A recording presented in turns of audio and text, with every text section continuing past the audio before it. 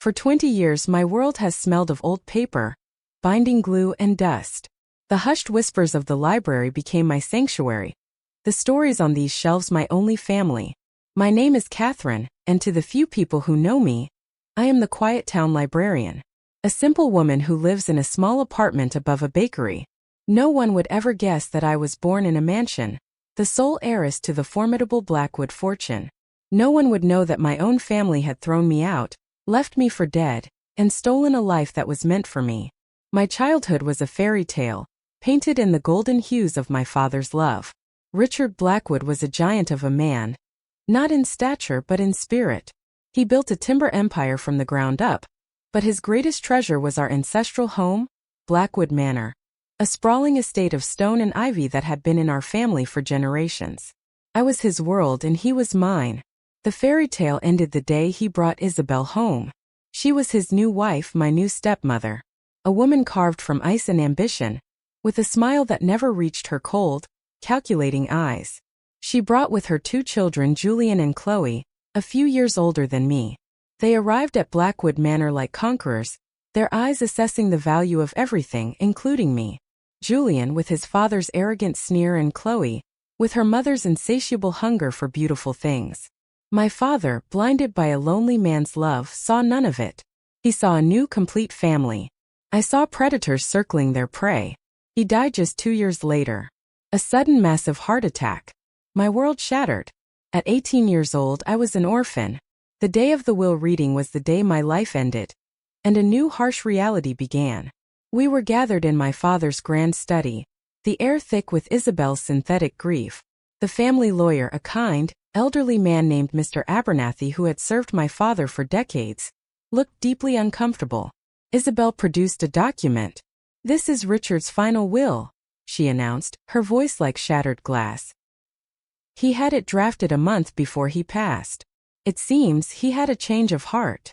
She read it aloud. The will was short and brutal. It named her the sole executor of the estate. It left the entirety of the Blackwood fortune, the company, and the manor to her and her children. To me, his only biological daughter, Richard Blackwood, had left the sum of $10,000 and a cold, formal wish for a productive life. I remember the silence, broken only by the sound of my own heart breaking. I looked at Mr. Abernathy, my eyes pleading. He looked pale, shaken. He opened his mouth to speak, but Isabel cut him off with a look as sharp as a razor. "The will is ironclad, notarized and signed," she said coolly. "Mr. Abernathy, your services are no longer required. We have our own legal team now." That evening Julian knocked on my bedroom door.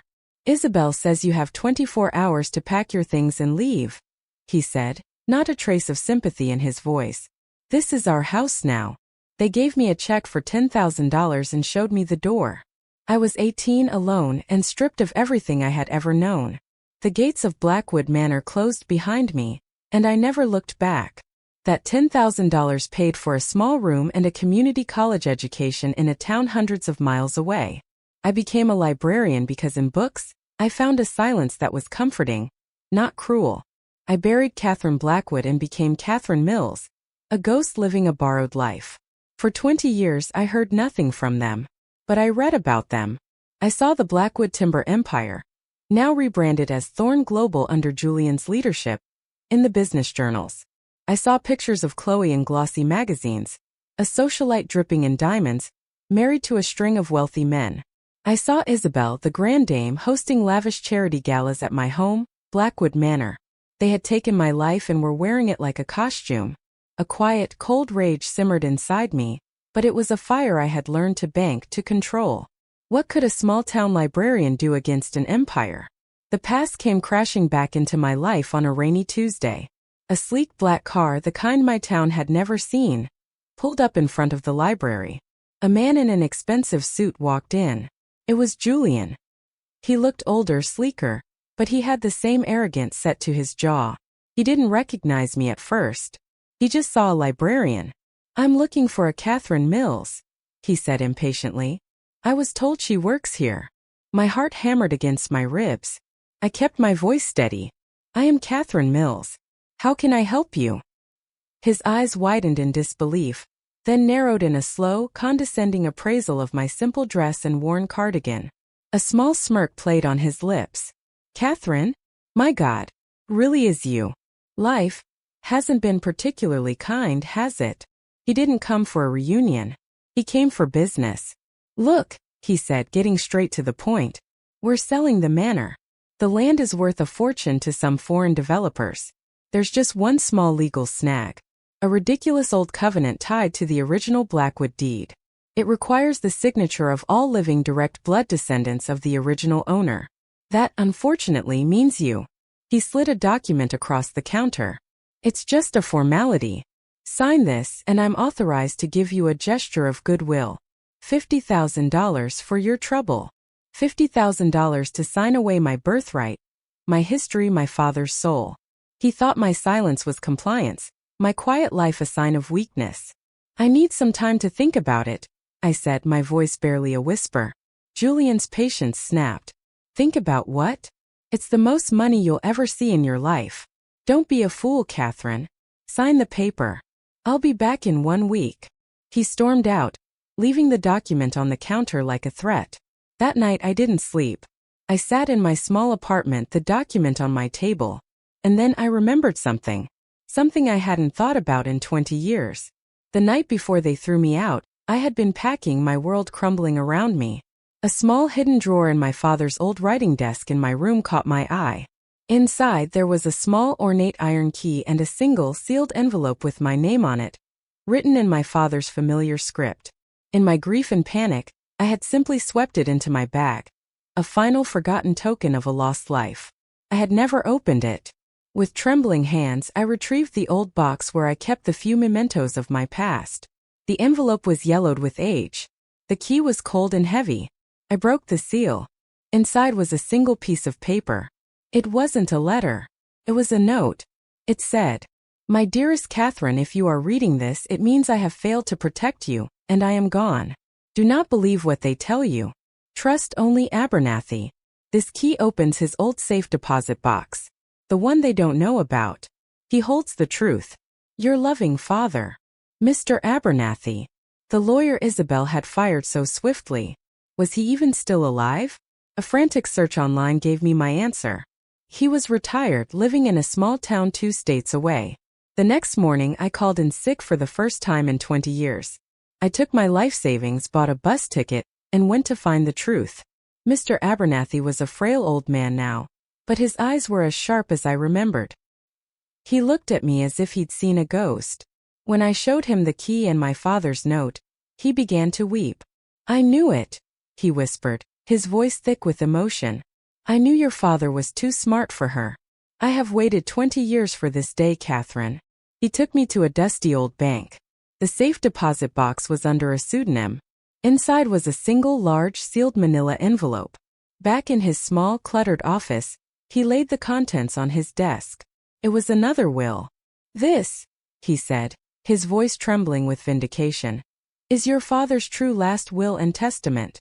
The one he had me draft and witness in secret just a week after he married that woman. He already suspected her motives. He explained everything. My father, sensing Isabel's greed, had created a decoy will, the one she had read. It was legally drafted but designed to be temporary. The true will was structured as a springing document, meaning it would only come into effect under a specific condition. That condition was any attempt to sell Blackwood Manor. Your father loved that house more than the business, Mr. Abernathy explained. He knew that Isabel's greed would one day be her downfall. The moment she and her children initiated the legal process to sell the estate, this true will automatically superseded the old one. Catherine, they just activated their own self-destruct sequence. But that wasn't the biggest secret. Your father also established a blind trust for you the day you were born, he continued, pushing another thick document towards me. He funded it with a significant portion of his personal stocks and overseas investments, assets Isabel would never have been able to trace. He made me the sole trustee with instructions to let it grow untouched, until you came of age or until this very day. He wanted you to be protected no matter what. He slid a final piece of paper across the desk. It was a current statement for the trust. I looked at the number at the bottom of the page, and the world tilted on its axis. The quiet librarian, the woman who worried about her rent, was worth not millions, but nearly $1 billion. They left you with nothing, Mr. Abernathy said, his eyes fierce. But your father, my dear, left you with everything. You own it all. The company, the trust, and as of last week, Blackwood Manor is legally indisputably yours. The journey back home was a blur. The simmering rage of 20 years had been forged into a cold, diamond-hard purpose. I wasn't just going to reclaim my home. I was going to dismantle the empire of lies they had built on my father's grave. Julian returned to the library exactly 1 week later, as promised. He was even more arrogant than before. So, have you come to your senses? He sneered, tossing the document onto my desk. Ready to sign? I looked up from the book I was stamping and gave him a calm, small smile. Actually, Julian, I have a counteroffer. I pushed the document back towards him. My signature is not for sale. But my silence might be. You and your family will vacate Blackwood Manor within 30 days. You will resign from the company. You will disappear. Do that and I won't press charges for fraud, embezzlement and forgery. He stared at me, then threw his head back and laughed. A loud, booming, ugly sound. You? Press charges? A pathetic little librarian? On what grounds? You have nothing. You are nothing. I am giving you the deal of a lifetime, you ungrateful wretch. Now sign the paper or you will get nothing at all. Very well, I said softly, picking up my phone. I had hoped to handle this with a remnant of dignity. But you have left me no choice. I dialed a number. Mr. Abernathy? It's Catherine. Please proceed. The grand finale was set for 2 weeks later. Isabel was hosting her biggest event of the year. The Blackwood Foundation Gala. A lavish party held at the manor to cement their status as old money philanthropists. The irony was sickening. They were using my father's name to wash their stolen money. It was the perfect stage for their downfall. I didn't arrive as a librarian. I arrived as Catherine Blackwood. I had used a fraction of my trust to hire the best stylists and legal team money could buy.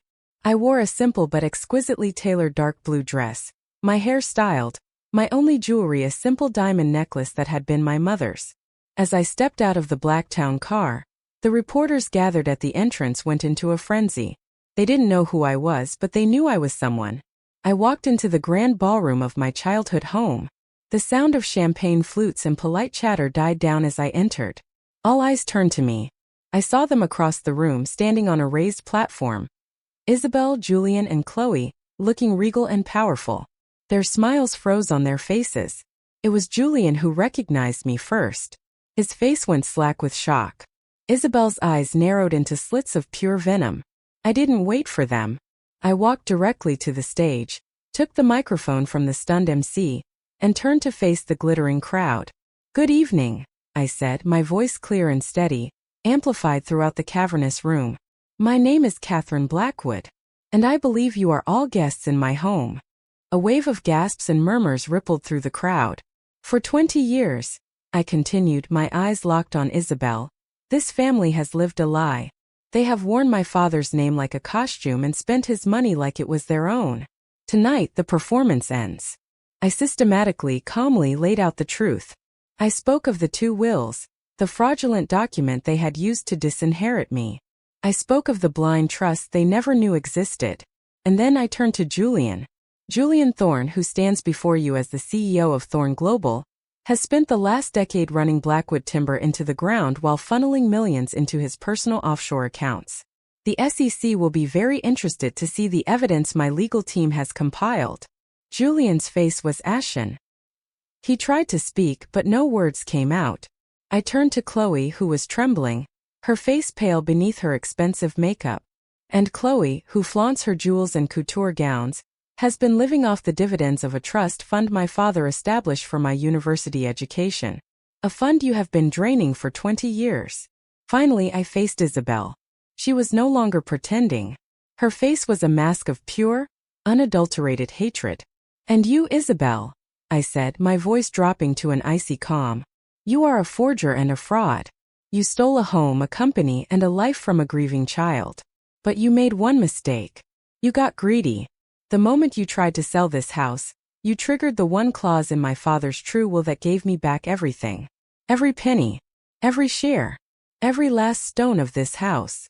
I paused, letting the weight of my words sink in. This foundation is a sham. This party is over. I am the sole owner of the Blackwood estate, and the controlling shareholder of the company. I am instructing security to escort the Thorne family off my property. The authorities will be waiting for you outside.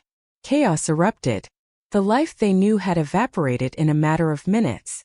As security moved in, Isabel lunged towards me, her face contorted in a silent scream of rage, but she was restrained. Julian was catatonic. Chloe was openly sobbing, a broken doll in a designer dress. As they were led away, my eyes met Chloe's for a moment. In them I didn't just see fear. I saw a flicker of something else. A flicker of shame. It was the first genuine emotion I had ever seen from her. The aftermath was swift. The Thornes' world collapsed. Julian faced multiple federal charges. Isabel, to avoid a harsher sentence, pleaded guilty to fraud. Chloe, in exchange for her testimony against her mother and brother, received a more lenient sentence. The Blackwood name was returned to the company, and I, Catherine Blackwood, the forgotten heiress, stepped up to lead it. I did not become them. I did not let the bitterness consume me.